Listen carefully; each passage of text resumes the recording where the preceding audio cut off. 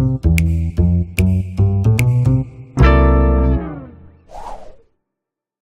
pessoal, tudo bem?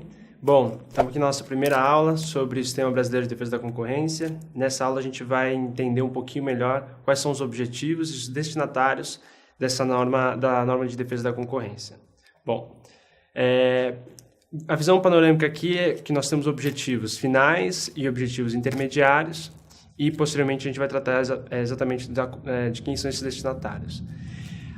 Bom, o objetivo final das normas de defesa da concorrência, muito diferente daquilo que se possa pensar no primeiro momento, não é a livre concorrência em si, mas sim uma série de princípios estabelecidos constitucionalmente e a concorrência em si, a proteção do livre mercado, é um objetivo considerado intermediário por grande parte dos autores, inclusive pela legislação.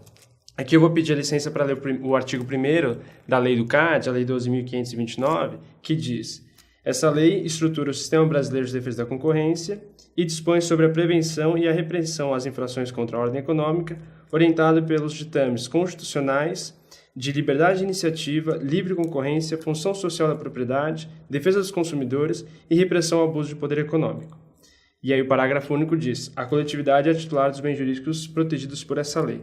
Bom, lendo esse artigo, dá para perceber que a lei ela se destina a uma série de objetivos que vão além simplesmente do livre mercado. E o que isso traz como ideia subjacente? Isso traz justamente a noção e a perspectiva de que o direito da concorrência no Brasil ele se insere num contexto de uma política pública direcionada à consecução de diversos objetivos delimitados pelo Estado dentro do contexto da ordem econômica, como o bem-estar do consumidor, a livre iniciativa, a defesa do direito de propriedade, a integração regional, o desenvolvimento, o fomento ao emprego e tudo mais.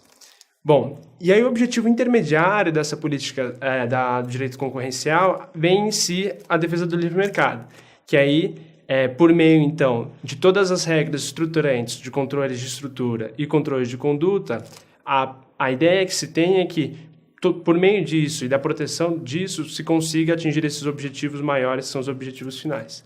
Em termos de destinatários, a legislação é clara no parágrafo único do artigo 1º. A coletividade é titular dos bens jurídicos protegidos por essa lei. Então, essa noção de que o direito à concorrência se destina a tutelar a coletividade, ou seja, direitos difusos, de forma compreendida, direitos difusos, traz uma série de questões práticas que é importante para a compreensão da delimitação ou até mesmo da abrangência do direito concorrencial. O primeiro ponto, então, é que direitos individuais, ou melhor, o direito do concorrente, ele não é tutelado pelo direito da concorrência.